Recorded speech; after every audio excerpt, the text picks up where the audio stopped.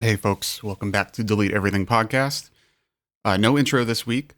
We were supposed to record it today, but nobody showed up, and Riley and Patrick are too busy arguing over our group chat about the merits or pitfalls of Pink Floyd.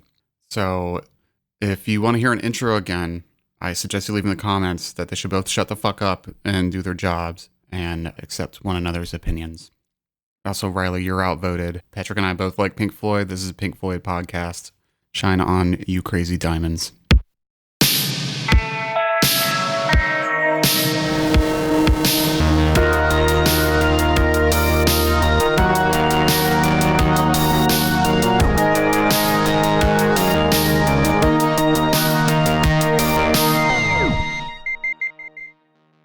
Welcome back, everybody, to Delete Everything Podcast. Fuck me, dude. That word just disappeared from my brain. That's how good this is going to be. We can't even remember the name of the thing that we are. This is all staying in, for sure.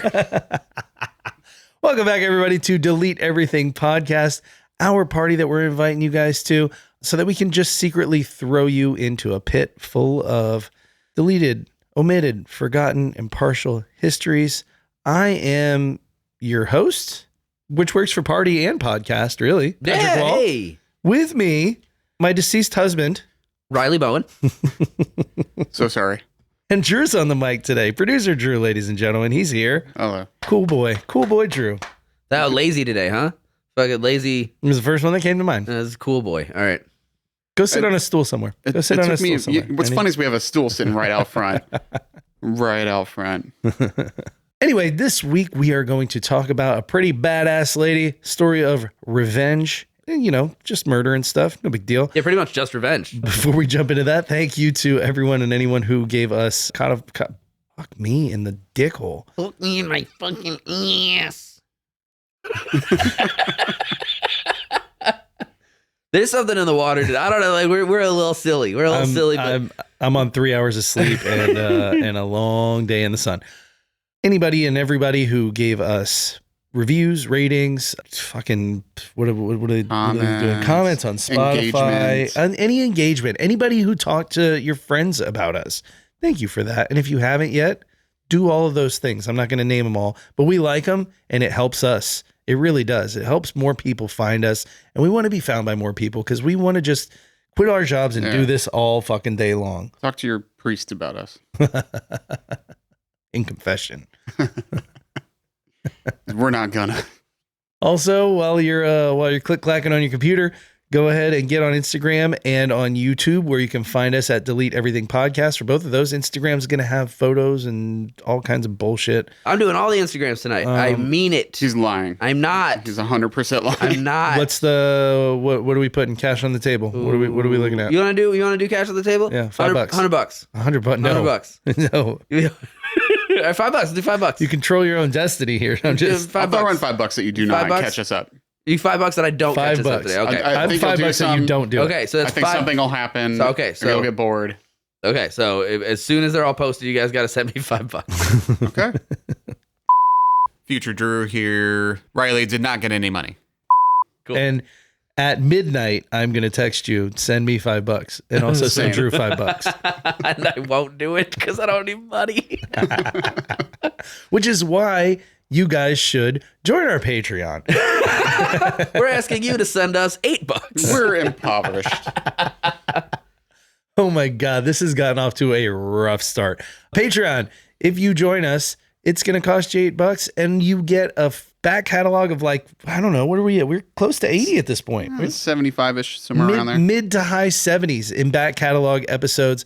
They're fun. They're funny. They're not about history entirely. They kind of can be. Today we did wacky sports injuries. We talked about one wacky sports injury for all of 5 minutes, and the rest of the 40-minute episode was us talking about, I don't know, Dicks, butts, balls, boobs, boners. songs with questionable lyrics. Yes, we did. What else did we get into? We talked about State, I don't know. We talked about White Boy Trust Fund reggae. Yes. Yeah. We played a snippet of the one reggae song that I can listen to on a loop all day long, every day. And 'cause it to makes me find out happy. what that is, you got to tune in. Yeah. We want to eat We want to eat. Please. Please, sir. We talked about my very special set of skills, and that's which is skateboarding, and that's it. Yeah. Okay, so the other part I'm not very good at. Actually, referencing the fact that they're like our Patreon episodes aren't particularly historical. In this instance, the episode we're doing today, you would have much more background on what we're about to talk about if you listen to the Patreon, because I did a series on the Vikings. I did a much maligned historical boners episode. Was that a four-parter? That was a four-parter. That was a four-parter, and our Patreon subscribers literally said, less history, more dicks. Yes, that was a real message that we got. Yeah. There wasn't just one. And then there were others. That's the one that bored itself into my fucking frontal cortex. That's the one. And that's why I haven't done many more like historical deep dives. We haven't done any more. Patreon. Well, no, because we were like 40 something, 50 something episodes in of just sort of having fun on Patreon. Having fun on Patreon. Patreon was for fun. The main feed was for history. Yeah. And then Riley got something. Riley and I had a conversation about how we could maybe do some history stuff. He's like, since we're a history podcast, I've been reading this thing about people Vikings. That are paying a little bit more money might be interested in a little bit more history out of us. They're here for the dicks, man. We're not a history podcast. We're a dick joke podcast. So all they wanted was dicks. Well, listen up, boners. Today we're talking about... Is our listenership just listening to history for the dick jokes? Yeah, it seems that way. They're just like, they sometimes learn some stuff. Yeah. They're like learning things, but they're like, ooh, any second now, any second. And that's what they're here for. Damn it. And to be fair, I kind of love that. To be fair, Vikings Part 4, which is the name of the Patreon episode, is pretty good. I listened to it today, and it covered a lot of really intriguing stuff. Yeah, I don't get what everyone's goddamn problem was with me trying to do more history. Maybe it's because we did a month straight of it. That could be. Anyway, to finalize this, you get 80-ish, 70, mid-70. Jesus Christ. Party Phil. You're going to hate editing that out. I'm not editing this one, I've decided. Like already. You just want, just do this one completely unedited and please don't. You have our Patreon. Let everyone know what you do for all the listeners. Okay. God damn it. I'm not taking that out. I know. So you get 70-something, 80-ish we still talk about that catalog. Yeah, because you never let me finish my fucking sentence. You finished it. Jesus, stop hitting my computer. It's old. It'll break. Fuck me. It should be noted that Patrick is seeking revenge, which is, fitting for the story. It is. It's good. It's good. This whole thing is about episodes revenge. Worth of him just being funny. Just telling jokes, knocking me off the fucking tracks. Yeah, it's a history comedy podcast, and I was doing the comedy portion. I thought they were going to fight last week, legitimately. Was that because of the Pink Floyd shit? No, on the main. Oh, I pissed Patrick off so bad on the Patreon because I talked about how I fucking hate Pink Floyd. And I came in hot because I had been thinking about it after. What was it that you were talking about was good? Coheed and Cambria. No. That's me. That. I don't. Yeah, there was something that you were like, oh yeah, this is great, something musically, and I was like, and this motherfucker says that Pink Floyd sucks and Led Zeppelin sucks and all these bands fucking Zeppelin sucks. All right, well, whatever. Who the fuck thinks Zeppelin sucks? I don't mean they stole a lot of their music. Yeah, from Greta Van Fleet. Retroactively. Before that, it was Wolfmother. Yeah. Yeah. All right, get into this. Can we talk about this now? Yes. Okay. So today's. So if you want to join our Patreon, you get 70 cents. Okay. So the Patreon that we were talking about in question that leads into this episode, Vikings Part 4, it was talking about how. Hey, hang on. Honest to goodness, like smart pause here. Honest to goodness. We did release a couple of Patreons for.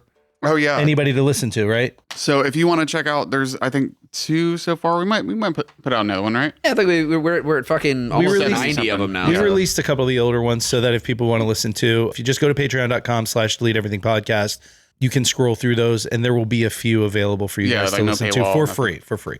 That's all. So check it out. Okay. So that one we talked about just for the background here. Do a quick rundown. Okay, so what we know of as Vikings, they're known as Nords, were centralized around like Scandinavia, Norway, some in Finland, stuff like that. Norsemen. The Norsemen, the Norsemen moved into Britain, took fucking Iceland and Greenland, whatever. That's one side of that. But a more notable for this area, at least, historical moment is when those Vikings started moving east into like Central Europe, down, through rivers and waterways, avoiding the ocean and coming down more into Eastern Europe, Balkan states, specifically into what would now be known as Ukraine, and settling in Kiev, or settling the city of Kiev. Actually. Okay. That's I mean, nutshell. That's one branch. There's an otherwise large tree. Yeah. There was a guy. Odin's tree. The Yggdrasil. There was a guy, a Viking named Rurik, who created this dynasty in Eastern Europe and created a group of Vikings essentially that settled in Kiev that are known as the Kievan Rus that would later move into Russia and settle a bunch of shit. We're going to do more episodes about that in the future, but they just cut fucking just a bloody swath through Eastern Europe into Russia and became the dominant. As one does. Yeah, it became the dominant ethnotype in that world. Historically, as one does in that area. What's really interesting to think about here is that in the Viking series, if anybody had fucking listened to it, they listened to it. They just didn't like it. Fuck it, right? Mutinied. So in the Viking series, I talk about how this area and a little further west into the Germanic areas is where the predecessors of the Nords had come from when Rome started going up into Germany or the German areas and fighting varying tribes and fucking just murdering the shit out of all kinds of forest dwelling, bear pelt wearing motherfuckers in this area, and drove them all west to the Atlantic coast. Celts and Gauls and Hessians and a bunch of... Oh my. Mm-hmm. Hessians? Yeah. Is that right? I don't know if Hessians go back that far. I don't know. They go back pretty far. I don't know if they go back. Yeah, you might be right. Yeah, I think that's more of like when like Germany's actually Germany. Yeah. That's where you get the Hessians. Well, no, that was before Germany. It was Prussians. Yeah. Okay, so then it would be Prussian, more the Germanic states. Yes. In general, named after Germanicus, after the Roman colony, yada, yada, yada. Okay, so all that neither here nor there. This dude, Rurik, started this dynasty in like 862 AD or BCE. CE. Sure, either one. Which one is CE? CE is now. Yeah, well, so not now. Current era. So, BCE is before the current era. So Rurik starts ruling in the area around Kiev in current era? 860 Common Era. Common Era. Yeah. Common Era. Yeah. Around 862 don't listen to me. CE, Kievan Rus are officially founded by Rurik's successor, this guy named Oleg of Kiev, who created the... yes. We knew him well. Yes, Oleg. He created like the Nordic ethno-state around Kiev, essentially, and became like the dominant leader in that area. What you have to know about this area is like... Big on ethno-states. I mean, just... well, that's all there were back in the day. From then to now. Well, it's like if you think about... Big on ethno-states. Think about Eastern Europe of a time. No, we don't want blacks here. They didn't know of them. Take your squinty eyes. They would have thought they were witches. And no, that the squinty eyes, no, that's not going to work because they were involved in the Muslim world, which was Adriatically attached. Okay. Right. Okay. So dig your dark skin. Wait, why am I Spanish? I don't know. I don't know why you're doing this. Oh, it's because of the 13th Warrior, Antonio Banderas. Dark skin and your yeah, just do a Banderas. Everyone's just an Antonio Banderas. Fun fact: the 13th Warrior, starring Antonio Banderas, is involved in this area because it's about the meeting of like Arab states. Okay, you're getting ahead of yourself. I'm not. Arab states and Viking states, so it kind of like becomes that, and then the whole movie is they're going to fight a monster. And the whole point that I'm trying to make here is that Eastern Europe at the time is this land of monsters. You're really giving it to yourself right now, just right up the ass. What are you talking about? I think he's getting between himself. What Betwixt? What the fuck are you talking about? You said you weren't getting ahead of yourself. I said, okay, you're getting behind yourself. Okay. And now you're just really giving it to yourself hard. This time in Eastern Europe, it's this like, I wouldn't say undocumented area per se. People have been living there for thousands of years, obviously. But it is wooded tribes, Primitive living. Primitive living for the most part. You got a lot of gypsy shit. You know, Sure. There's a lot of horse and buggy, a lot of weird music in the distance. Pagan rituals, things of this nature. Eastern Europe renowned for dark forests, mountains, things like that. You have werewolves, fucking Dracula. That's where you get this shit. So this whole region is essentially, as I've stated previously, it's like a Conan the Barbarian-esque sort of Dungeons and Dragons land. And the Kievan Rus settle the biggest settlement on whatever the fuck that river is. Some river. The one Kiev's on, right? Yeah, that one. Yeah, they settle the biggest settlement and essentially are just like, we're here, pay us, to all of these different pagan tribes. The Dnipro River? Yeah. The Dnieper. Is that how you say it right? It's Dnieper. So Thank you. The Dnieper River. But so Oleg starts this fiefdom, essentially, where, he'll go out to, he will send out envoys to all these different tribes. Right? Yeah, exactly. Everybody has to play a little flute. And they have to do a cute little dance. They got to bring out their smallest child in the biggest boots. Yeah, and then the mice follow you. Make them do that kick dance, the Russian kick dance. You know what I'm talking about? Yeah. Where you go down to your butt but you kick your. Okay. And he goes, hey. This was the best idea ever. Now kill baby. He's still brown. Yeah, so Oleg creates this fiefdom of surrounding tribes, okay, which is not easy to do. It's very bloody, fucking hack and slash sort of era. You got 30, 40 years of Oleg essentially just crushing anyone, enslaving anyone, making this whole area, a network that feeds into the Muslim world with slaves, essentially. It's a human trafficking kingdom. Because it's all, there are rivers and tributaries and shit all the way down that way. Yeah. It is the way out of Europe, essentially. Yeah. Think of it as the end of the world in one particular, headed south at least. Heading in, and then it gets you straight into the Middle East. Interesting. Okay, so that's where we stand. Maybe we should note that we tried to get several women to guest on the. Yes, we try get woman. Yeah, why'd you say it that way? We try to get several women. Nobody but wants. we don't find one funny enough. Our wives didn't want to do it. Yeah, I think Drew's wife specifically said, "No, fuck you." Yeah, she said, "I'm not funny enough," and then flipped us off and spit on the ground. She said, "Yeah, that she's way too good for us." My wife just didn't want to do it. We're trying hard to get men and women. We try very, very, very hard. I also thought very hard. I also thought about just pitching my voice up the whole time. I'll do this part in post and pitch my voice up. And Hi, I'm your guest. You'll hear how annoying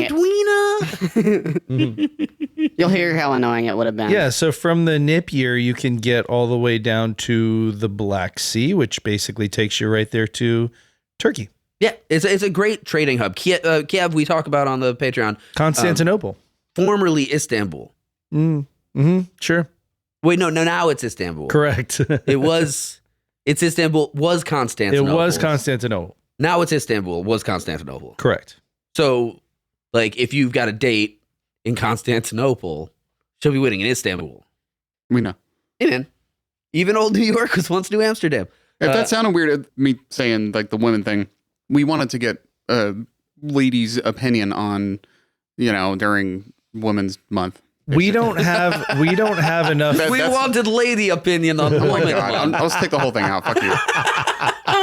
What Drew's trying to say is that it would have been nice to get a female perspective. Yes. Especially in if Drew could do a Russian accent, he'd fall right into character. Especially since this episode we falls... want to get lady opinion, but they don't. They'll have problem with vagina this week and are bloated and bitchy for some reason. This episode specifically falls on Women's History Month. We wanted to be, we really did want to have a female perspective on this, but instead it's just more dicks, butts, balls, and boners, baby. I don't know what to tell you. Okay, so the Kievan Rus, are this loose but increasingly centralized federation of Slavic and Finnic tribes, and they're governed by all these Norse descended elite, and these politics like emerge along the river systems connecting the Baltic to the Black Sea, especially the Dnieper River. So it was like a commercial artery that linked Northern Europe and the Byzantine Empire, which is kicking it out in the Middle East. And there's a lot of trade with the Muslim world at the time. So the ruling dynasty traced its legitimacy. Well, it's not a Muslim world yet. Just what we could refer to now as the Muslim world. Okay. I mean, fucking the Middle East. Well, maybe you said 8 something. See, we're looking at the 10th century. Okay, so we're in the 900s. Yeah, we've moved forward. Rurik was 8 something. Okay, so because Islam was founded in the 7th century. So. Right. So the ruling dynasty traced its legitimacy to Rurik, and his successors consolidated power over urban centers like Novgorod and Kiev. By the time our main character, a woman named Olga, also known as Olga of Kiev, once she enters the historical stage, the state was in this transition. It wasn't yet fully a bureaucratic monarchy, but it wasn't just like a hack and slash ad hoc confederacy either. Things were settling. It was becoming a settled government. It was a civilization. It was a civilization, exactly. I mean, by our standards today, still in a very barbaric stage. Sure. A lot of raw wood, a lot of mud. But it wasn't... piss and mud, I believe we say. Piss and mud is how most people died putting together buildings that now are a civilization, as opposed to, horse and carriages and tents and moving around all the time. Yeah, exactly. So there are cities being established, trade and commerce. The importance of having Kiev was that it was a cultural hub. Most of the travel at this time was done through rivers. Still is. Quit sending missiles over there. What do you mean? I haven't heard anything about that. But that border on the Dnieper River is a good gate to feed into Constantinople, essentially. The political structure was really fragile at the time, and authority depended on regular tribute that was collected, and rebellion was really common. So if a ruler was perceived as weak or exploitative by any of these many tribes who had huge tracts of land and really different cultures all across the board. Mm-hmm. If any one of them was like, this guy's disrespectful, or they're weak, or is like woman, I don't know, whatever the fuck, then they stab them with spears. Yeah. It's a lot of rebellions at the time, and there's a lot of grunting in the woods and fucking setting shit on fire. Dying in piss and mud. Exactly. This is a very... Was it piss and mud or piss and dirt? It's piss and dirt. Piss and dirt? Originally, yeah. And once you add the piss to the dirt, though, it's mud. In one specific spot. I mean, just depends on how much. There's a puddle of mud. Ugh. Ew. You can say it. No. You can say it. I'm not going to. That one is true. They suck. Oh, they suck. Yeah, sucks. Yeah. Sucks. Yeah. That's Drew's bit. I want to point that out right there. Drew doesn't think he's got bits. His bit is sucks. I don't know. You've been doing pretty well with it lately. Well, yeah, I stole it from him. I steal all his jokes. You did, I think, last week. Yeah, I did. He stole... I wasn't going to come back. What did he... I think I showed up at my house anyway. What did he steal from you? I don't know. Some joke I was... I'm trying to remember. Maybe it was several weeks ago. I don't know. It's all like a show, together. like a TV show. I think it was on the Troubles.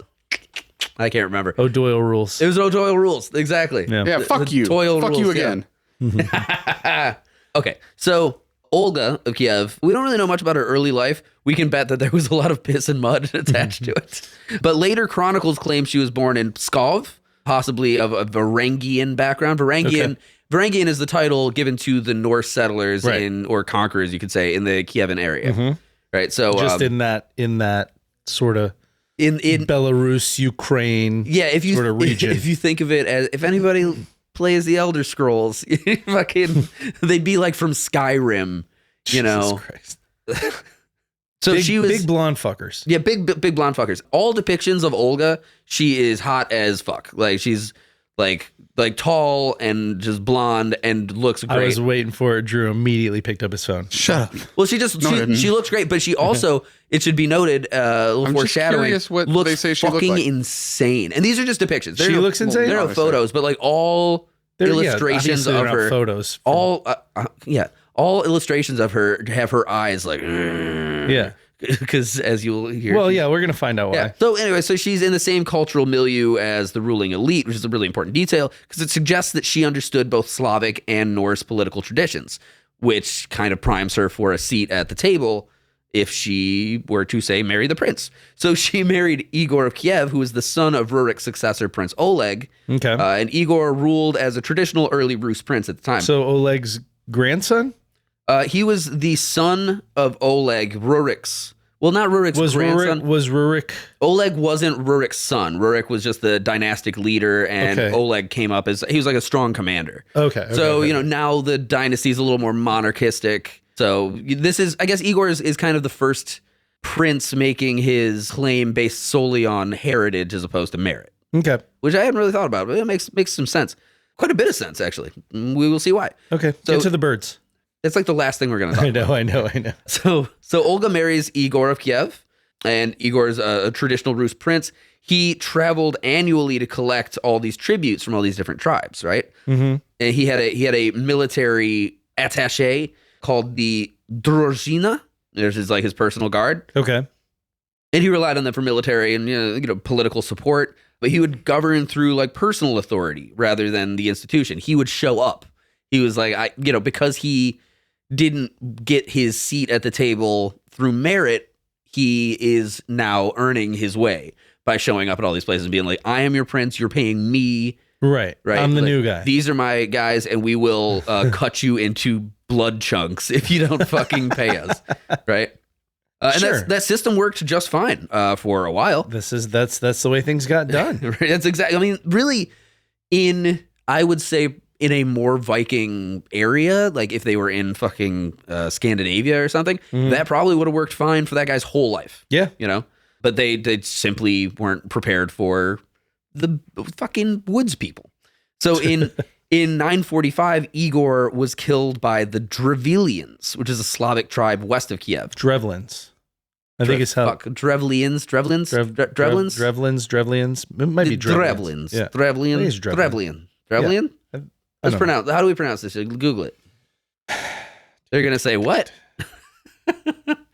So in 945, Igor was killed by the Drevlins, a Slavic tribe west of Kiev. According to the primary chronicle, which is like the big record of this time period, like the primary chronicle is like any historian of the time wrote their shit in this big book. He had attempted to collect a tribute twice in one season from this particular tribe, which violated the delicate balance of obligation and made them feel exploited. It is Drevlian. Let's see. Ukrainian, it is Epbrachnichn. Okay. But in English, It it's Romanized, it's Drevliani. So Drevlian. Yeah. Their names derived from some Slavic words that mean wood and tree because they lived in the forest. Their name may be rendered the dwellers in the forest. Yeah, forest. Essentially. So, for whatever reason, Igor taxed them, right? Showed up, got his money, left, then came back by himself or with a very small retinue. Okay. And he was like, you know what? I actually want more.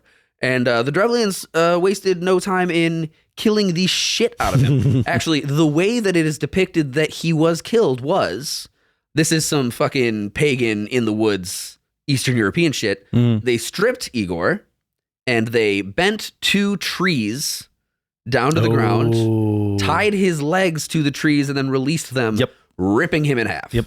Or just popping him like a zit. Metal. Yeah, it's metal as fuck. I mean, this is fucking... These are bear skin wearing fucking tree folk. Hey, dude. quick pause here. Just want to run something by you guys real quick. Yeah. You guys have heard about these Epstein files? Yeah, I've heard something about that. It's like... I have an idea. It's like a virus, right? I just got an idea.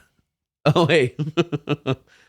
What is it, Patrick? Say it on our microphone. We should tax them. We should do that to everybody whose name comes up in those files. Yeah, cool. Slightest mention. Just Slightest mention. Yeah, slightest fucking mention. Boom. Chris Rock. Bop. Sorry, Chris. Hey, listen. Take out Michael Jackson. Tie him to a tree. Just, listen. I don't want to take the chance. No chances taken. Just if your name's in there. So Igor getting treed was a big event, as you might guess. That was like A lot of people showed up. Well, it was a big event for the Drevlians, sure, but for the region, it was okay. That was like the first time that the entire area had been like, oh yeah, these are just people. We just kill the fuck out of them, right? But it was also how to say poorly executed. Well, I guess well executed, but like Yeah, I was gonna say it seems like it was poorly the executed execution went off without a hitch. in the way that it seemed like a good rebellion, but this was also Igor without his attaché. And I was gonna say it doesn't seem so much like a rebellion as a just It crime of passion. Seems like Igor was getting a little too big for his britches, and he's like, they can't fucking touch me. And then they touched him. You can't get this, then they get this. Bruce. So the legitimacy of the ruling dynasty was challenged right then. Obviously, it's a rebellion. It obviously has to be met with something. It can either be full-on war between the Drevlians and the Rus, or there can be some sort of diplomacy attached to it. Is his killing the beginning of the rebellion? Yeah, that's the first move that they made. So crime of passion followed by, well, now we got to do something. We might as well control shit. They paid the first tax, and maybe they were a little salty about it, and that's why Igor felt like he would come back and fuck with them some more. But, let's get his money, get out, or whatever. There's a fuck around and find out moment. Yeah, and so he found out pretty good. Pop. That's a Patreon throwback. To a community throwback. The Drevlians now have to sit with what they've done and be like, well, I guess we're into it now. And I would say that pagan woods people that have decided, well, I guess this is all or nothing, are not really to be fucked with. That's a pretty impressive. I mean, they're definitely going to go hard in the paint. Of course, they're sharpening their sticks. Yeah.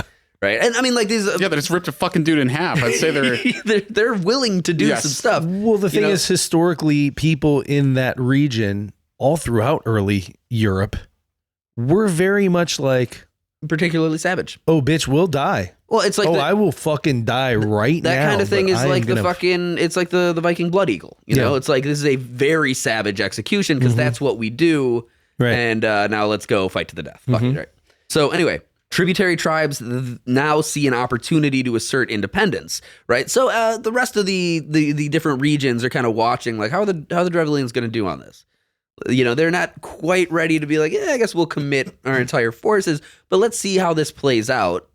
Maybe the Rus will, I don't know, fucking kill them all, or maybe we join up, and so it's a very delicate political situation. And the only heir to Igor was a child named Sviatoslav.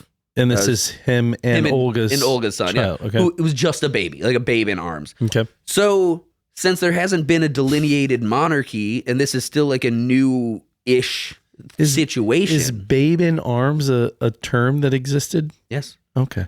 What do you call a babe that you carry in your arms? The babe in arms. Babe, I've never heard babe in arms, but okay.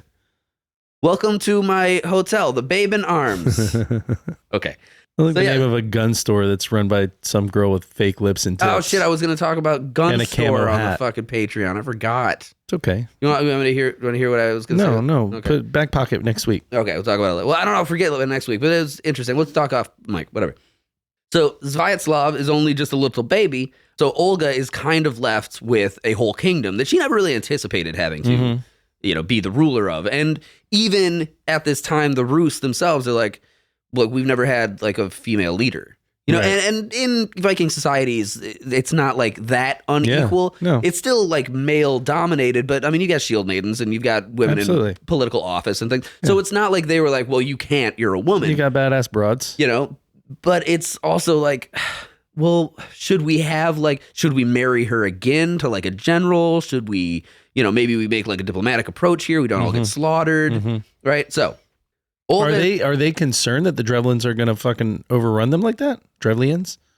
Well, you got to think of it like this. They haven't been at active war for 40 years.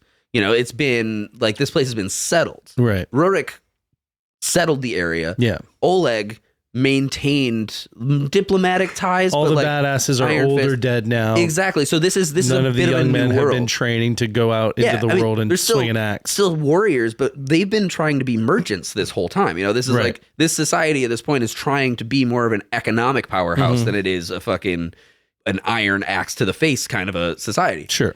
But I mean, they still have the capability. But they're like, well, let's give this broad a try, right? Okay. Olga becomes the regent for her son, Sviatoslav I. Olga faced this fundamental question of how to reassert central authority in a system that lacked any institutional enforcement. They didn't have of fucking parliament. You know, they had Prince Igor. Right. And he'd be like, yes, do these. Absolute monarchy. Right, exactly.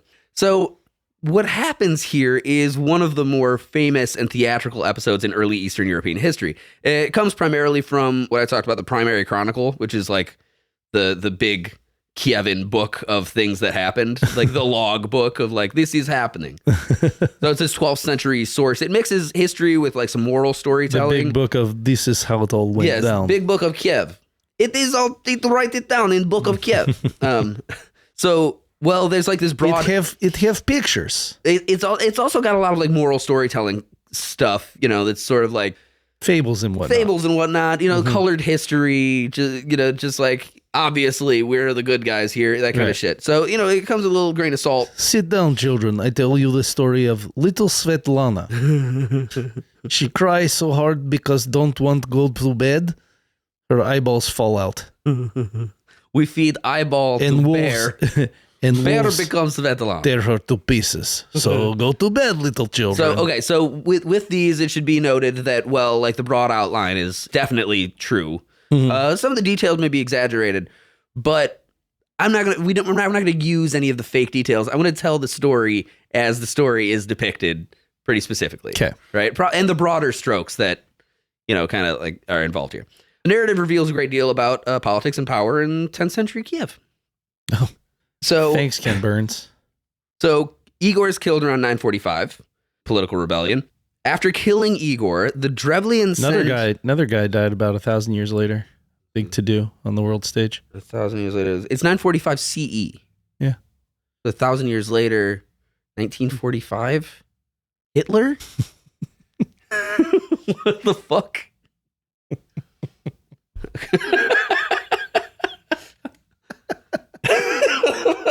He's just flexing his powers of observation. Just doing what I can to just throw Riley off completely. That did it. That threw me for another guy. The fact that I was able to track it directly, 1945, who was the important one? Pretty big on the world stage. God damn.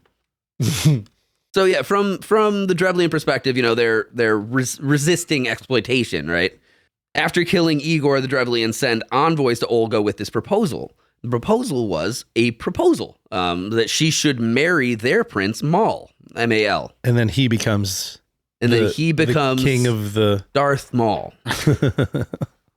Leader of the Kievruskis. You make a cute song about all this. The proposal was a proposal. The Darth Maul. But it wasn't really like...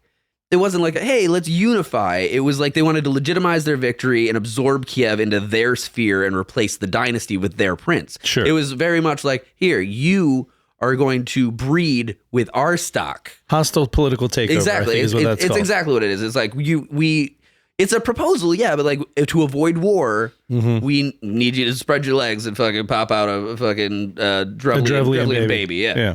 Because we're going to kill... Drevlian area. Yeah, so we can kill this baby. Yeah. We're going to sacrifice this one to whatever wood gods we have, which are probably the same fucking gods, honestly. Yeah, probably. Because, again, like the migration is only about 1,000 years removed from here to there. We're going to do a whole ritual to some god, and then we're going to leave a baby in the woods for the wolves to tear apart. And then, exactly. So and that will be your baby, your firstborn. Obviously, accepting that would be a surrender, and refusing without force would show like a huge weakness. If it was just like, no, we decline, I'd be like, okay, well, then we're going to go back, get ready, and we're going to attack you. Sure. Right?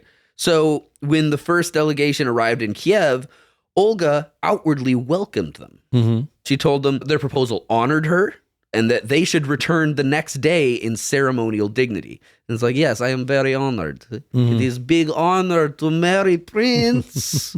You go back to your boat. Why don't you come back tomorrow? Leave all your sharp, pointy shit. Go back to your boat. Put on your good robes. Come back tomorrow. We'll party. Right? So she instructed them to go there. And then she had this great idea. She said, you should be carried here in your boat. You know, my people will be like servants to you. Yes, we will carry you on our backs like the dogs that we are. Yeah. To show the subjugation, I'm going to send a bunch of people to carry you here on your boat. And like, this is where the story starts to get like involving for me. And I started to like do like fucking cool moments in my head. Because again, every depiction is Olga being like super hot, but This like story insane. is a cool, yeah. Right. So like I can only picture like whatever the envoy, whatever sort of seductive sort of thing she would do to be like, no, of course I am with you. Yes, of course. Oh, like just whatever. Do you like pouty lips? Yeah, exactly. Do you like my puppy dog eyes? I never like Igor. Do you like my She does the puppy? fucking. She does the fucking. puppy dog eyes? She does the Gus Fring as soon as they turn around. Like where's his face? Like pretty much. comes really stern. That's how I feel. So she instructs them to go back, and then the next day they'll carry them back in their boat and wearing all their good outfits, and it'll be like accepted in honor, So overnight she had her many people, set to work, and the next day they've got a parade ready. There are musicians. There's all this like praise, and then these workers lift the boats and the envoys, like, yes, carry us into town, pigs. And then when they get to the hall where they're going to meet Olga, there is a giant 90-yard ditch that's been dug, and they get tossed into the ditch in their boat. And then they are buried alive. fuck. Yeah. According to the Chronicle, this is from the book. Was Maul? He was there. Maul was not there. He was not this is there. A diplomatic okay, envoy, okay, right? okay. According to the Chronicle, Olga stood above the pit and asked, "Is this honor to your liking? Hell yeah. Do you like this? Is this what you wanted? See, you wanted you. I felt like you wanted a trench of some kind. This is good, no?" So when I did an internet search of Olga of Kiev, just for curiosity, not to see how hot people thought she was. Olga of Kiev nude. One thing that came up was like a side by side of a depiction of her and Daenerys Targaryen from Game of Thrones. Yeah, and I guess it's kind of the real world analog for her. I can see that. I can see that a lot. I know fire is involved later. As we get a little bit further in, actually, I can see a lot of that. Yeah, but I mean, not as much as some of the other shit. Yeah, but I want to be clear. Right. I want to be clear. Olga is not a conqueror. That is not. It's really not her aim. And she wasn't wandering around without a home. Yeah. So there was only one very specific person's treachery that killed her husband. Yeah. It just it seems like maybe it was like a loose inspiration, not as like blatant as the Lannisters and Lancasters and all that shit. I think the Lancasters, huh? Pennsylvania, the Lancasters of Pennsylvania. Oh, what am I thinking? Lannisters. The Lannisters, but there was a real Lannister, you fucking idiot. God, no, I said Lannisters. Lannister. Hold on, who? Jesus Christ, calm down. Lannisters. Who did the Lannisters fuck? Each other. Yeah, a lot of that. Got to keep the blonde in the family, baby. Like I've wanted to watch Game of Thrones Lannisters with my kid, but then like I keep thinking of that first episode. I'm like, oh god damn it. We're not ready for that. Yeah. Fuckers. The Lannisters are primarily based on the House of Lancaster from England's War of the Roses. Yeah. Yeah, we talked about that in the British monarchy. Yeah. You weren't on that episode. Oh my god. I know, that's just the comparison I was making, and then you guys shit on me for saying Lancaster. It's a good comparison. I liked it. That's Patrick was the one that was shitting on you.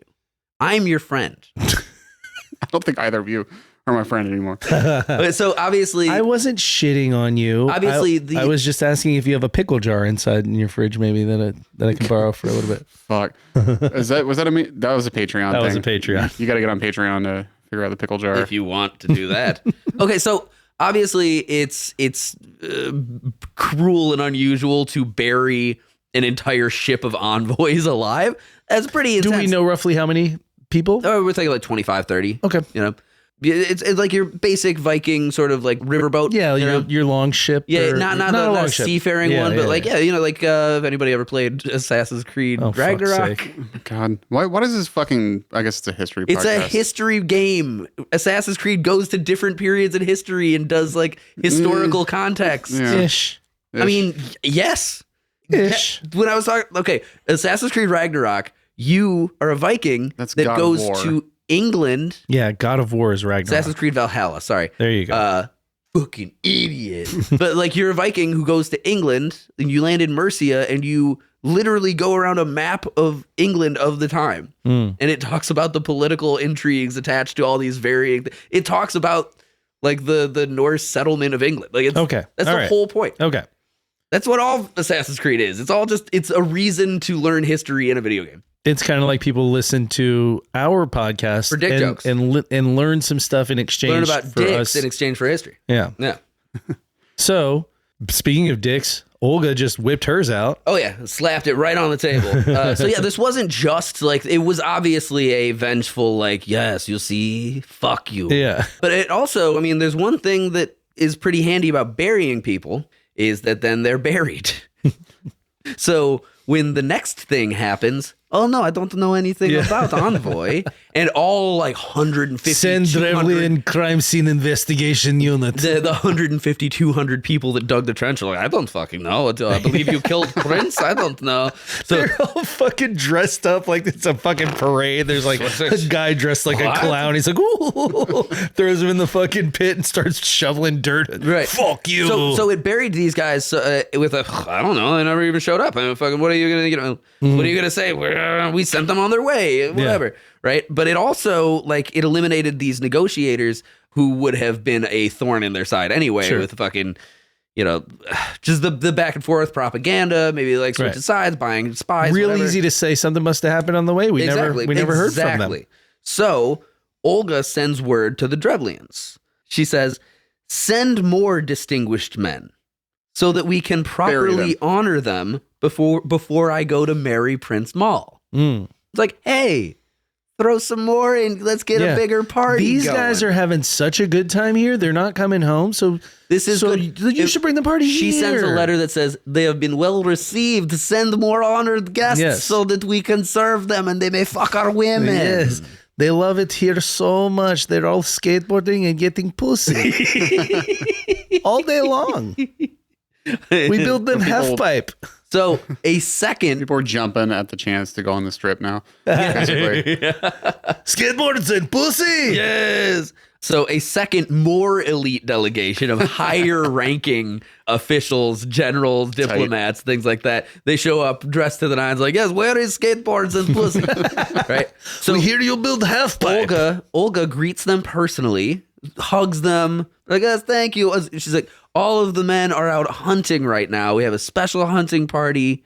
They're out on an. But now that you're here, why don't you bathe and get ready? We'll have a big feast tonight with whatever they bring back. Right. So she invites them to bathe at the communal bathhouse, which is a big part of Slavic culture. Right. And then once these like 40 guys are naked in the bathhouse, they lock the doors and set the building on fire. See? So get what she wants with fire and blood. I could just picture it. I was like, yes, it's steam bath. It's good sauna. In my people, we bring sauna to you. We invent something new. It's called sauna. It feel good, no? You need more rocks? It's hot. You'll get used to it. So everyone inside is fucking boiled alive, essentially, because they can't get out of the water because they'll burn. The water gets hotter and hotter, and they're all cooked like fucking sous vide. And this was, it was kind of symbolic. This one was like, you could see how the first the ditch thing made her kind of go, that was good. What other symbolic thing can I do? So like the bathhouse is this like place of cleansing, and she cleanses the fuck out of them. Yeah, so is fire. Right?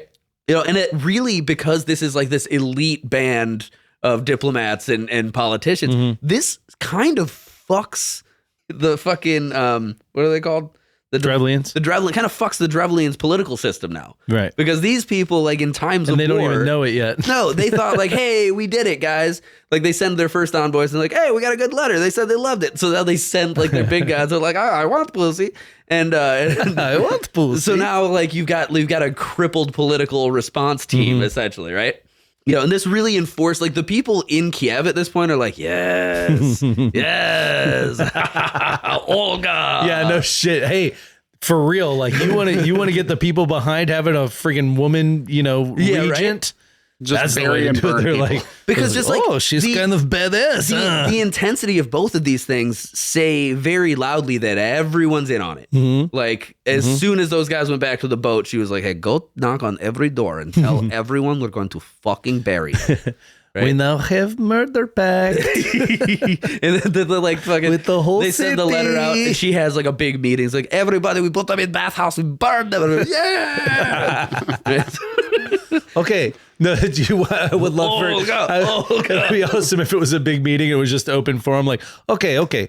Ideas for how to kill next We one. need symbolic. How do we want to do murder. this one? Because we did ditch with boat. Ditch with boat was pretty good. But let's do something different this time. Let's shake it up. Come on. More flashy. So these two situations are still. We could burn them in bathhouse. Oh, I like that, Sven. I like that. He's good. He's good. More of that. We build another. Well, that's fine. Like these two whet Olga's appetite and something else. You know, But, like she's got a fucking Bet she boner was now. Like, sopping wet. She's just like, oh, you're fucking killed. So for this third, Which is iteration- hilarious because she becomes a saint. She is canonized in Well, the Catholic fucking Church. Spoiler alert! as a saint. Jesus Christ! Sorry. God damn. Well, you heard it here, guys. Thanks for tuning in. Did I to ruin your Patreon. whole thing? I know this story, and there's still a lot of cool shit. Yeah, there's some cool shit. So here's one of them. For the next thing, she travels to Drevlian territory, Mhm. right? Because they still don't know what's going on. She's like, oh, yes, I leave your men back there fucking my women and eating our pork. So to speak, you know So what I mean? she comes to Drevlian territory and she says, I will marry Prince Maul. In Mm-hmm. fact, I'm excited to. I can't wait to get all over that sweet dick. Yeah. But first, That's going to be the end blurb. first we need Can't wait to get all over that First, sweet we dick. need to properly honor my husband, Igor. He needs funerary rites, or else he can't pass on into Valhalla or whatever. Sure. The fuck. Whatever I believe in. I don't care. Yeah. So what, go pick up the chunks from the field? He's like, we need to honor him, or else his ghost will haunt my vagina. So, so they Prince Maul's like, oh yeah, okay, and then we fuck, okay. Just give Jesus. her anything she wants. Any women listening to this, just listen. Just use your this- power for use good. Use this strategy. Just use your power for good. You That's could all I kill ask. so many people. It really is.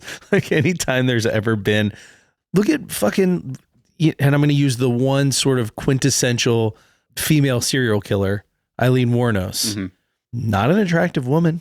No. By any stretch of the imagination. No. But boy, when she was She looked like Large Marge from yeah, Pee-wee's Big but when Adventure. she was like, come get in my pussy, everybody, I don't know why she sounded like Fat Albert. hey, come on now, get in my pussy. That's going to be the other one. Whenever, like, these dudes would just be I like, appreciate all it. Writing right. all these in a 5-minute segment. These dudes would just be like, okay, and just freaking jump at the opportunity, and that's how she killed how many dudes? Like, Like 8 dudes or Yeah, something. I was gonna say 8, 7, 8.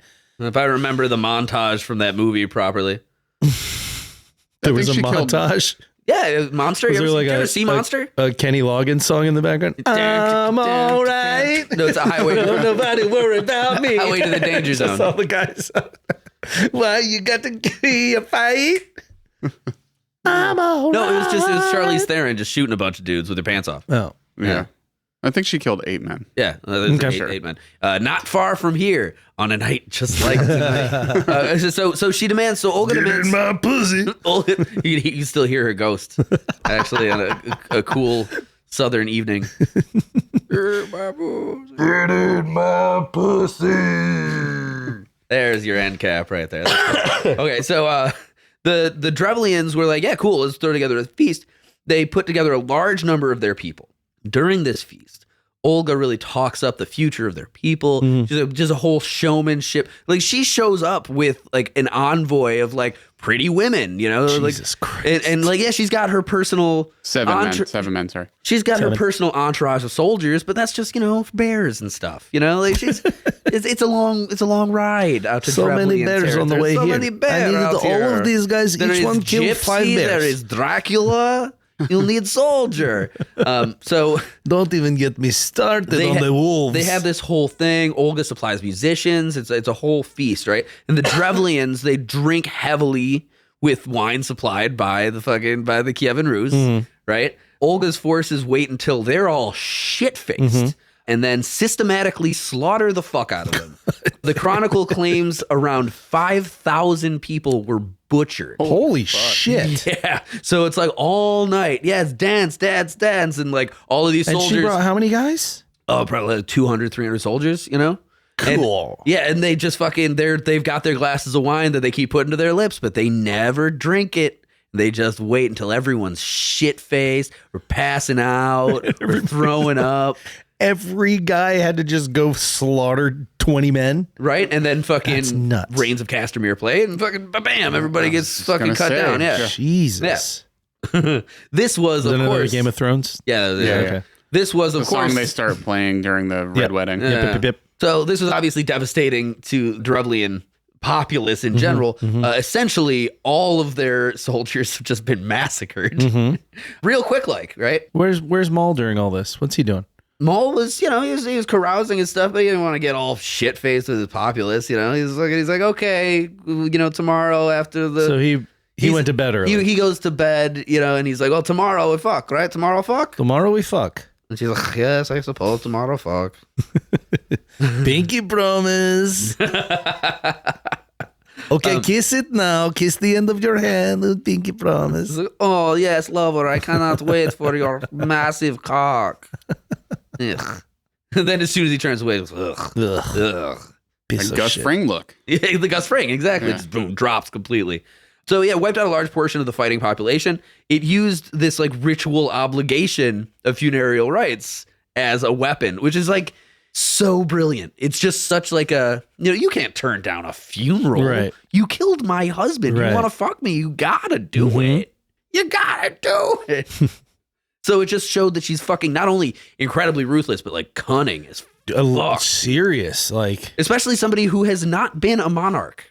Like she's only like 24 years old. Or she is just fucking naturally conniving. I guess not conniving isn't the word. Conniving is fine, because this is all taking place right away. Yeah. This is vengeful as a motherfucker. This is happening quick. Like she finds out Igor is dead. 24 hours, she's got a boatload of people buried. And then 1 week after that, for the fucking pigeon to get all the way out. The first group of guys that were the boat. They brought the news. They were the ones that came and said, hey, we killed your husband, but hey, Mary, we got this guy you can marry. And she's like, I didn't even like my husband. It's fine. Yeah, come back, we'll party. Holy shit. Yeah, so she, fucking a week turnaround to get a pigeon out to fucking the Drevlians to send a second envoy. And then another 3 or 4 days to get out to their territory, right? Yeah, that's a scary. So yeah, we're talking about a week and a half from the first mention of her husband being dead. That is a scary lady. She's killed. I don't know now several thousand people. Yeah, at least 5,000 people. Right. I don't know that her husband would have survived. He would have left the toilet seat up one night and fucking woken up with a you gotta wonder, butcher knife in his sternum. Did she just love him that much, or was this just her nature? Oof. That's a. I mean, it sounds romantic to me. That's a question. How long were they married before? I always think before he died. I was thinking, for me, they have a baby, a brand new baby, so it can't have been long. A year, maybe. I'm gonna look. But I always think like if somebody were to harm one of my daughter or my wife or something, like how much evil can I unleash on that person, right? Oh, yeah. And Olga's like, how much evil can I think of? Because I got a big group of people here that will do whatever the fuck I say. So, what kind of evils have I got? So, after hang on, you sure they had a fresh baby? Well, there was a baby that could not be, placed as like the leader. This says that they were married for 42 years. No, there's no fucking records suggest Olga and Igor married around 903 CE. The marriage lasted until 945 CE when Igor was killed by Drevlins. Their son, Svatoslav I, was born in 1942, shortly before Igor's death. They were married for 40 years and just had their first baby? That seems crazy. That doesn't work. That's an AI summary. It's all That fucked doesn't. up. That doesn't Is fucking it? work. Oh, it is an There's AI. No overview. fucking way. You're right. You're right. And you're besides, right. this is from the Chronicle. You know, the years are kind of helter skelter. You know what I mean? She was 15 when she married him. Right. So she's no more than like 19 here. You think so? Yeah. After this massacre, the Drevlian capital, because this isn't all just one town. I mean, we're talking about a full region with multiple towns and cities. Sure. Right. So the Drevlian capital of Iskoroshten still resisted, and Olga laid siege but couldn't immediately take it. This is the big moment, right? Okay. She proposes peace, which is probably how she got her sainthood. Sviatoslav was about 3 years old. 3 years, okay. Still a baby. Yeah. So Olga lays siege. She can't take the city of Iskoroshten, right? And she proposes peace, which, you know, is good because Okay, so later when she's deified, you know, it'll be noted that she's a peacemaker. So Maul wakes up, goes, "Oh my! There's no way you fucking hide 5,000 bodies overnight." So did he just wake up? I don't think slaughter? I don't think it was that so much. I think it was immediate bam bam massacre, and by the time anyone can get to fucking Tel Mal or rouse more guards, like the whole It's fully in city's full of progress. guards Yeah. is shit faced. Yeah. Like everyone's celebrating because they've just won. They're going to win their independence. Right. They're fucking the iron boot of these Russian bastards are no longer going to be on their throats. Which I mean, it's They got this one hot not like babe. that was even happening for that long. One at this hot point. babe. They all get to oogle, you know. So Oh, I hope Prince Maul is hitting that. So I think it would be more along the lines of like by the time somebody got to Maul to get him out of the town, it was fucking. It was already well in progress. fucked. Yeah. So she proposes peace. Right. She's like, "Hey, I'm a reasonable broad. Right? Sorry I killed all your men. I was mad that you didn't fuck me last night. Yeah, but I was hoping, you know, I was going to kill them, but then I wanted your dick still because I was impressed by how big it obviously is." I'm sorry. I'm PMSing. I just feel so gross right now, and I feel bloated, and I want cheese. I want cheese so bad. I'm so horny. I think I'm about to get my period. I'm so horny. I'm so horny, and I just want cheese. You didn't give me dick or cheese. So she proposed. So I had to kill them. So I just really your fault. So she proposes peace, right? Uh-huh. She says, we'll just call it quits.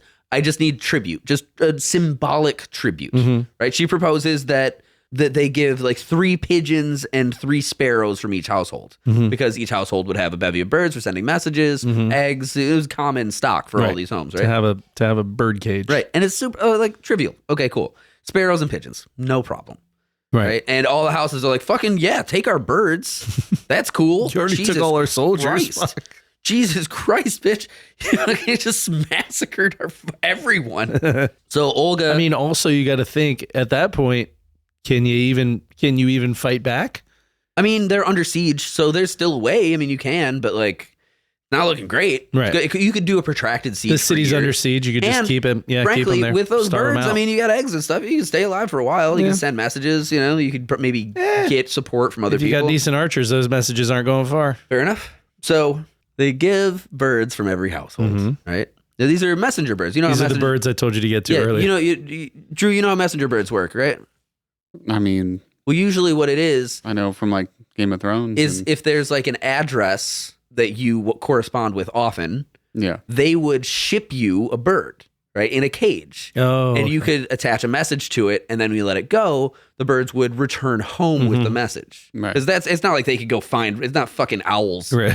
You know, it's not that the owls for Hogwarts. It's, you know, they're not mailed. When you said an address, I was like, "Where's he going with this?" Yeah, Is it so- fucking So just screaming into a bird cage. 45 Willow Oak Lane.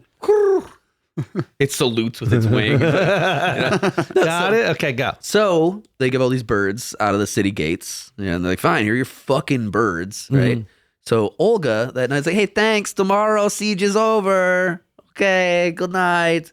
And that night, she has soldiers tie chunks of sulfur to all the birds' legs on lengths of cloth, and then set the sulfur on fire and then releases all the birds. And all the birds fly back to their homes with these burning chunks of sulfur, and they fly into their roosts, which would usually be the thatched roofs and attics of these homes. Dude, See? it's so brilliant. It's so insidious. It is just I can't help but picture like this gorgeous woman with just the craziest bloodlust eyes watching thousands of birds with fucking like little lengths of fire attached to them flying off. That is like, if she lived today, she would be like just a brilliant like horror fiction writer or movie. She'd be making Saw movies. You want to know something really funny that I thought of actually? Something really, really funny that I thought of? Yeah. So this idea of just surreptitiously sending a bunch of flying objects from Kiev has happened recently when the Ukrainian army released thousands of drones to strike the Russian Air Force bases. It's like kind of the same shit. It's like brilliant.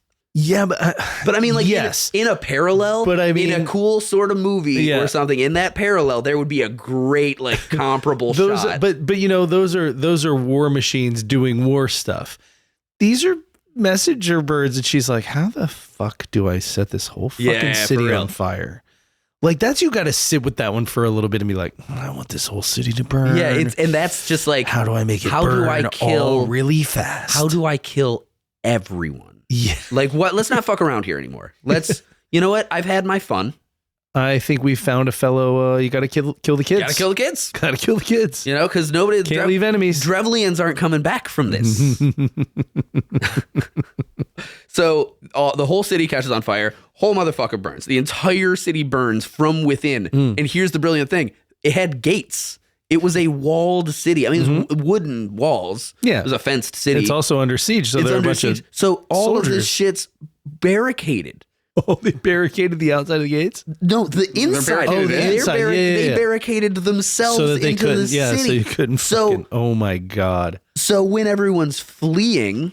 Yeah, they're picking them off. Olga and the first thing they do is going to open one gate, so it's just a funnel into a fucking meat thresher. Oh my God. Right? So like fucking anybody running out of this city, any adult man is cut down, any woman is enslaved, children, kind of a crapshoot. But also you got to think, like, in order to bar those gates, they used essentially fucking trees. Yeah. Multiple giant fucking pieces of lumber. Yeah, and to slap across. Eastern Europe, a lot of pine trees, a lot of pitch. You know, it's very flammable. Yeah. But I mean, just think about how long it takes to get those multiple timbers to be able to open the fucking gates. Yeah. Fuck yeah. And on fire too.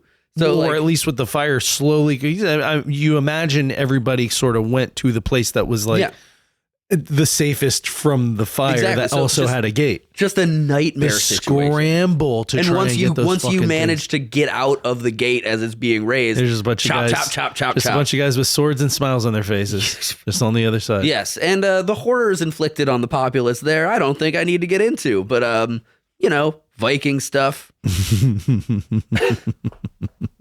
So maybe in hindsight, you know, maybe that second fine wasn't fair. Maybe they shouldn't have fucked around, I guess. They should have paid the second fine. I mean, it's just like, on one hand, I always side with the oppressed. On the other hand, just the brilliant evil of Olga of Kiev is like so admirable, you know? It's just fucking metal. That's like, that's metal. It's metal as fuck. It's like, insane. It's like you could picture like a warlord being like, yes, I must have her. Yes, warrior woman. Jesus. So this destroyed the rebellion completely. Fucking crazy brutal. Don't say. So there's, you know, some of these details are debated, but primarily this is all vetted as real stuff. Some elements might be a little exaggerated, but broadly it's very plausible. And Olga absolutely crushed this rebellion essentially by herself with the loyalty of her people, who were equally pissed the fuck off that, you know, these savages in the woods slaughtered their prince. I think Olga of Kiev was older than you think she was. Think so? Yep. What do you say? Because I Googled it. Because I fucking Googled it. I did some research, bro. But I mean, if those numbers can't be right, if she was married at 15 and then they were married She for had just had, I mean, fucking 42 years before he died, they had a 3-year-old. So 15 plus 42 is 57. Well, those numbers, 57, she would have conceived at 53 years old. That's crazy. There's no way that would be noted so strongly in all historical records. Like, but one, because that she's even still fucking alive at 50 something, you know, and not dead in piss and mud. She's a monarch. Yeah. And having a baby that late in this time period would be literally today. Having a baby at 53 would be insane. Yeah, exactly. So that would be noted very heavily. Yeah. And if she got married at 15 and she's able to have a baby, she's having a baby at 16. Like, that's fucking... That's usually how that works. The year 981 or whatever. Fucking... 945 was when he died, so... It's the 10th century. It's the 10th century. If you're getting married at 15, you're having a baby at 16. Or 15 and 9 months, depending on how early that 15 was. Yeah, I don't know. So the revenges, the vengeance of Olga, it's noted as, or the revenges, I think is better. The revenges of Olga of Kiev. She venged, and then she revenged, and then she revenged, and then she revenged again. She been venging all over. But like I guess like this constitutes essentially several months of her reign, which then would last many years after that. It's a fucking brutal way to start. Get a lot of people on her side. Essentially secured the we shouldn't fuck with this crazy I was going to woman. say, not only does it get a lot of people on your side who are down with what you're doing, the people who aren't down with what you're doing are just going to shut the fuck up and do what they're told. The Waters people down the river go, I don't think I think we'll just pay the tribute. Tribute's fine. Here's the tribute. Here you go. Cool. You want Fuck extra tribute? I got tribute. I got all the tribute. Just fucking poison our fish or some shit? Like, what the fuck? You know, ride a pack of wild dolphins through our houses. So after she crushed the Drevlians, Olga recognized a structural problem. The tribute system had essentially killed Igor. Yeah. You know, it was the... He got greedy. Yeah, he got greedy, but it was also a disorganized way to collect the tax, essentially. You know, and it was inherently unstable. So she implemented a bunch of key reforms. Also the king doesn't need to be going door to door to be like, okay, tax stuff. Although, how much you want to bet that if Olga did that now, they'd probably be like, okay, here's your money. Fuck. Jesus Christ. You got other places to go, right? You just on the last stop. Walk not the last stop. She would walk into any town barefoot, no weapons, and just be like, give money. And they'd be like, fuck, here, yes. You should probably get going. Lots of stops. Lots of stops. And you get so much kingdom. I don't want to take your time. Here's your tribute. Bye. How's Vyacheslav? So she implemented these reforms. Instead of arbitrary collection, Olga established this like fixed tribute quota, and it reduced conflict. It made obligations really predictable. It just like administrative streamlining was like her next thing, it was probably like, this is due at this time on this day. You bring it to my door. I think it's fascinating to note that she streamlined like progressive, bureaucratic reform because if you think about it, that's kind of the same mindset that she had with the revenges. Was just like, what can we do to streamline this this siege? It's gonna take so long to kill everybody one at a time. So we need a quick ballpark solution that's just gonna kill all of these people. Was that the thought, or was the thought I just want to kill them all fucking now? Yes, I think it was. Well, like, look at all. She's just very efficient. Look at all. So the boat, right? Okay, what's a quick and easy way to kill everyone and get rid of the evidence? You bury them. Hey, let's bury them all at once. That way, it'll streamline the killing. I will say, I will never know what was going on in her mind, but 3 out of 3, high efficiency. High efficiency. She had her team work an all-nighter. Like the second one, right? The fucking really, she's got upper management written all over her. She's like, okay, so maybe we could go out there and kill everybody. You know what? Let's send a letter first and see if they'll come to us because all of our stuff's here to kill them with, and then we'll do that. Get them all together at once. Bing bang boom. Just burn the building down. Nice and easy, quick, right? And then the third one's like, hey, let's get out there. kill a bunch of them at once. It's like That fire thing was cool. the fire thing it's great. It's all super efficient and clever, and like she's got management material written all over. The tribute all just turned out to be shit that says like "girl boss" on it. Just like, you'll bring me shirts, coffee mugs. She looks fucking just. She looks all says "girl boss." Hashtag "girl boss." Okay. She looks. I'm starting a thing. She looks incredible in like a business suit, like a pinstripe blazer. Just an Ann Taylor. Ann Taylor business cash. One of those knee-length skirt and a blazer. Like one of the CEOs that like outwardly is really nice, but like her assistants are terrified. So she created these like regional centers where the tribute was collected and stored, and they served as like administrative hubs and judicial centers, and they're like these early nodes of state authority. Like she started one of the earliest forms of like bureaucratic expansion for an empire in Eastern Europe. Like there would not have been the colonization of Russia or like you moving forward into Siberia or even like the beginnings of trade throughout the Middle East nearly as effectively without all of these different things. This is also, if I'm not mistaken, pretty like Rome is in pretty hardcore state of decline at this point. Oh yeah, absolutely. In fact, like the Goths, the Visigoths are going to actively avoid the fucking Kievan Rus and just make their way. Oh no, I was wrong. Make their way down into Rome. I was wrong. No, where are we at with Rome at that point? Rome already fell. Rome's already been fallen. Probably in the late 600s.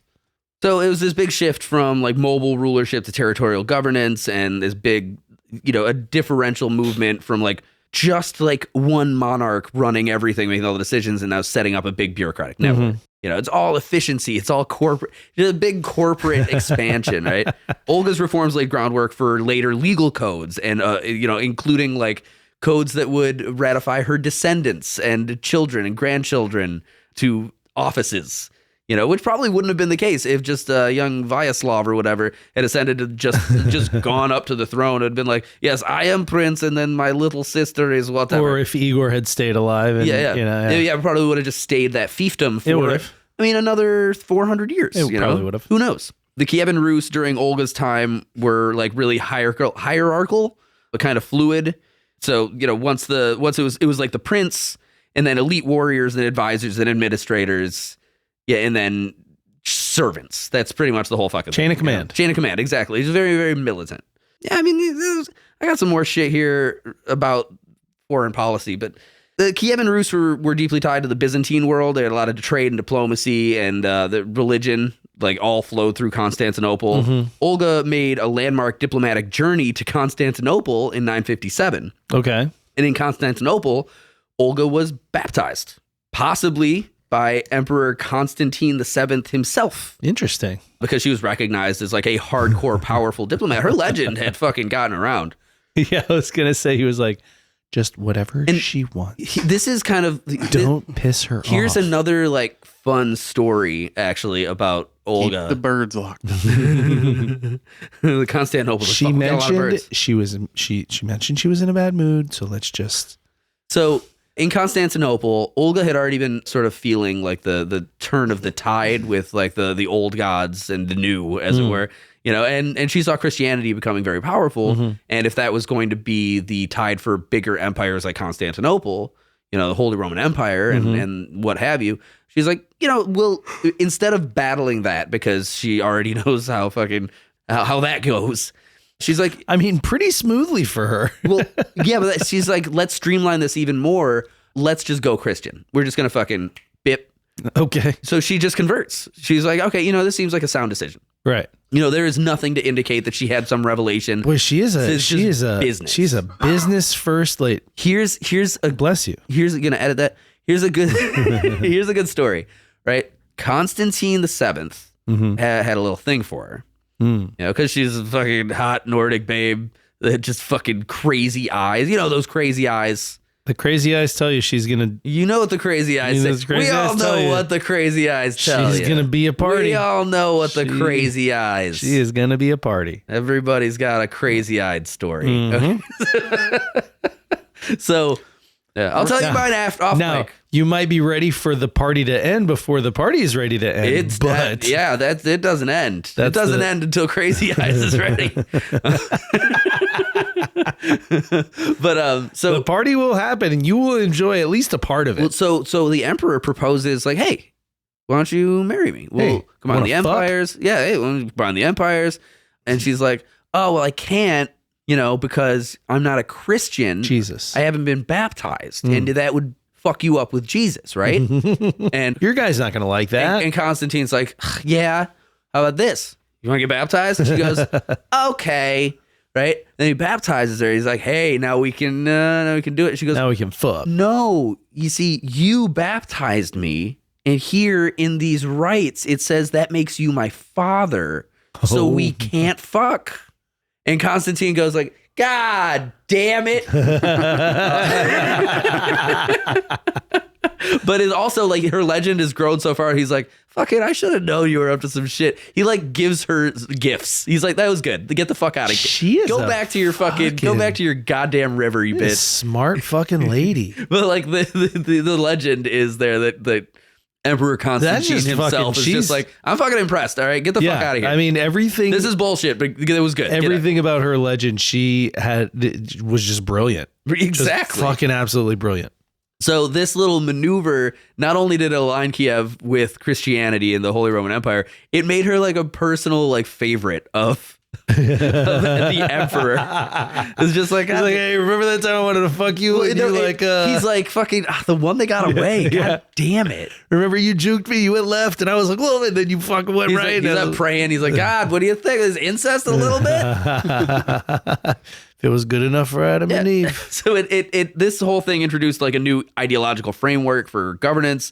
It didn't like immediately Christianize the Rus. That was like a whole thing. Right. That's where you get your fucking Roman Orthodox. She's going to go shit. back and say, hey, this is the new thing we're doing. And some people are and some people aren't. It's going to take a while. Well, the Rus religion was predominantly like nature gods or ancestor worship, ritual sacrifice. Sure. So like, I mean, your fucking basic Viking shit. Right. Right. And then mixes of other things. Yeah. We talked about this on the Patreon. When the Vikings eventually just kind of poof into whatever that region, it's because they intermarry and they they assimilate. They set down roots. Exactly. They said we're going to do a different thing and we're going to set up over here. They and then set down Kievan roots.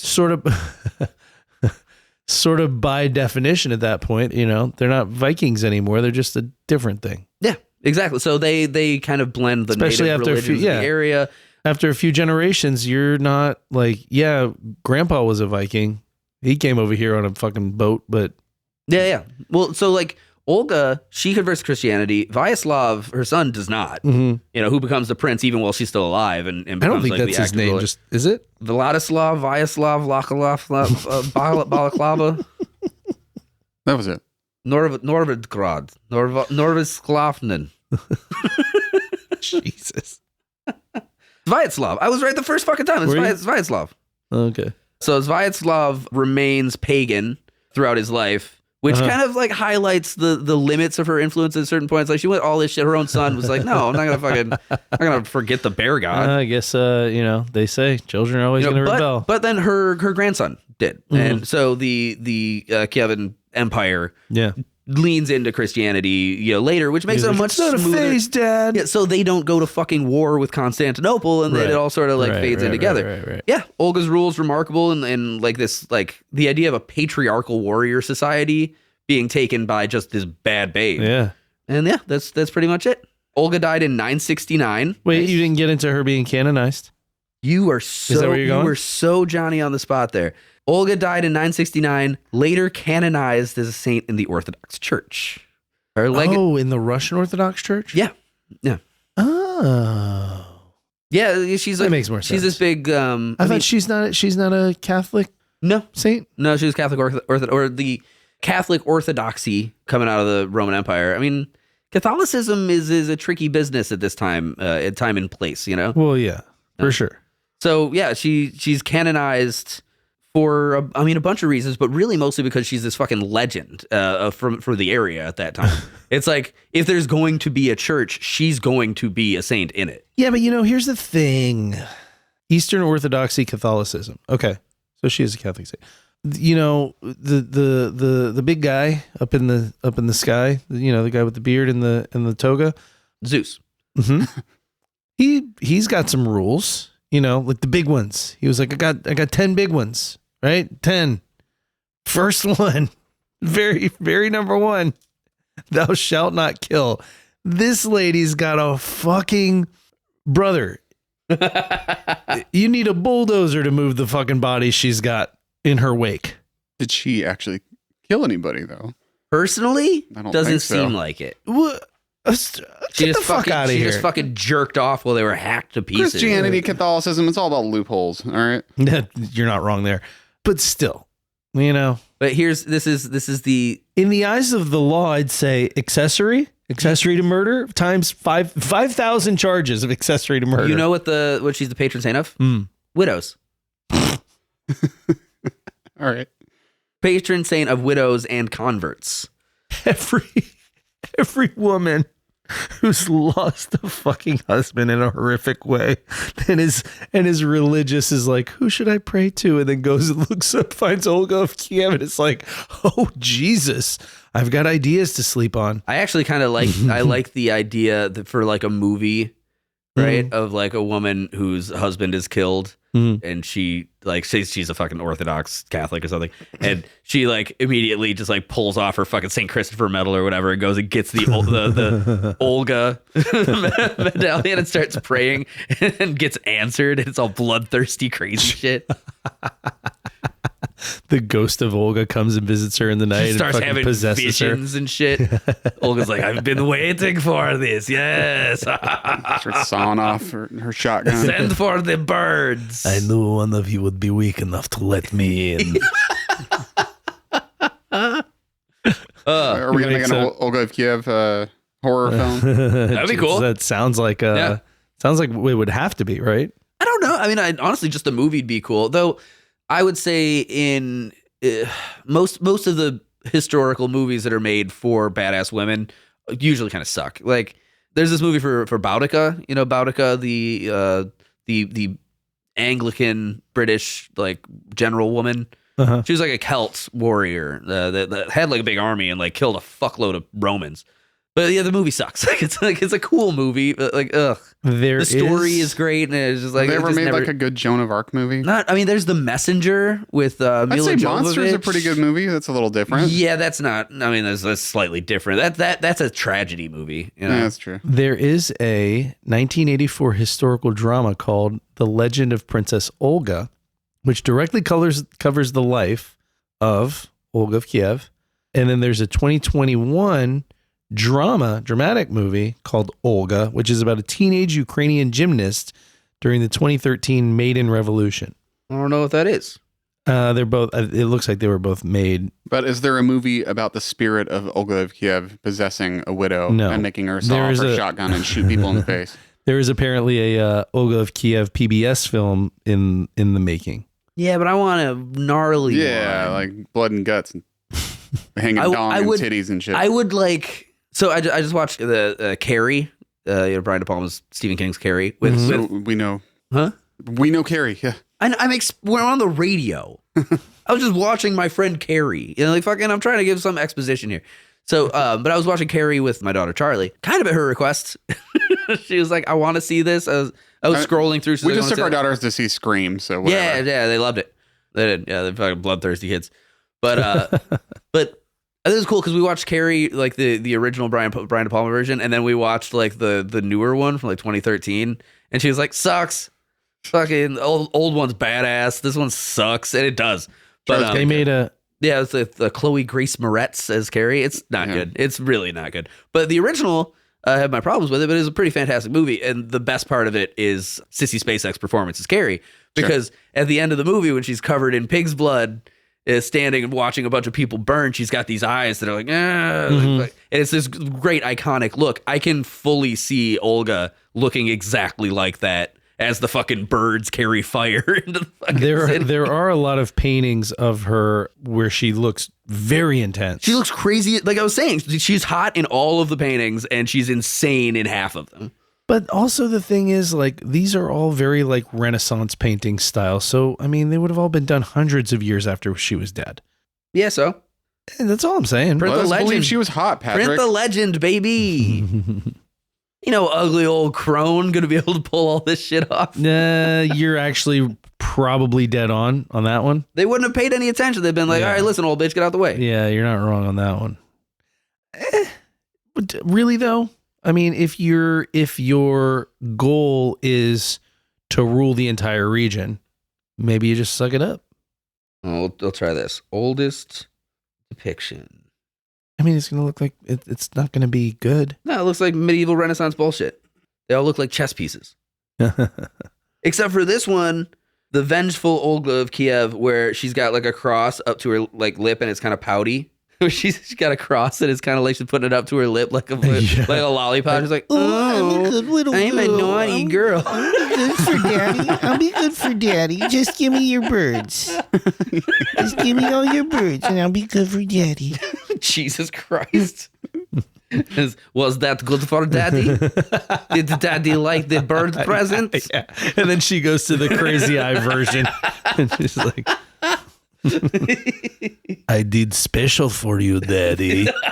it goes from like Betty Boop to Boris. And yes, Olga, baby, Olga.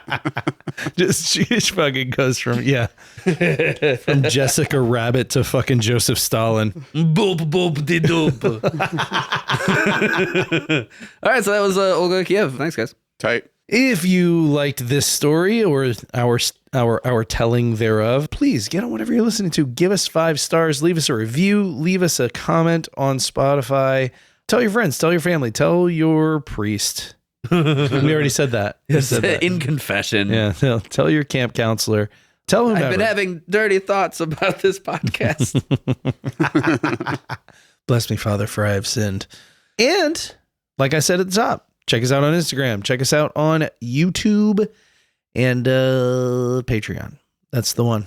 That's the one that you can get more of us for less than a fucking 6-pack of American swill lager. I mean, we're drinking non-alcoholic golden ale. I'm pretty from sure Founders. $12. I'm pretty sure Probably $12. I'm pretty sure a 6-pack of fucking like Bud Light or some shit costs more than $8. Yeah. It's more than Probably, $7.99. Yeah. It's definitely more than $7.99. Yeah. So Or $10 right there. Drinking's a waste of money. And we'll point out again that there's a couple available to listen for anyone right now. Yeah. No paywall. or get $16 together. Join our Patreon. Get a 6-pack of beer. Listen to it. You'll enjoy it even more. Or how about this? Get a bottle of Old Granddad whiskey. That costs like $11. Drink that whole thing as you listen and enjoy the podcast. And then the next day you can listen again, double your money. And it'll be fresh, baby. Fresh as hell. Yes. And to Drew's point and my point earlier, if you want to get on patreon.com/delete everything podcast, we should have. I know we unlocked 2 the other day. We were looking at unlocking a 3rd. We'll probably have like 3 episodes unlocked on there just for anybody to sort of casually browse. What episodes are unlocked? I don't remember. Penis Museum on there? No. We get Ice Cream Boat. Then we did some of the older ones. Just unlock Ice Cream Boat. If anybody wants that one. Ice Cream Barge. Ice Cream Barge. If anybody's like, hey, yeah, hell yeah, I want more of these, then we can. also on our main feed, we have a couple of bonus episodes. Episodes. Please, Patrick. They're bonus episodes on our main feed. Okay. They're both from the early days. One is Hot Dog Rules, and the second one is Lily Phillips. They're all from like our first 3 months. Those were originally Patreons that we just threw up as bonuses on our main feed. So if you've listened to those 2 and you thought those were pretty funny, and then you want to jump on Patreon and check out a couple more, maybe that's the twist you need in your little arm joints before you just fucking pony up the cash. If you don't, we might sack your fucking entire city with birds. Bini Vagini. Yeah. Pay your It's tribute. good. Pay your tribute. Thank you for tuning in to Delete Everything. You go to bed now. Goodbye. I think it was cum chip. Bye. Bye. Bye.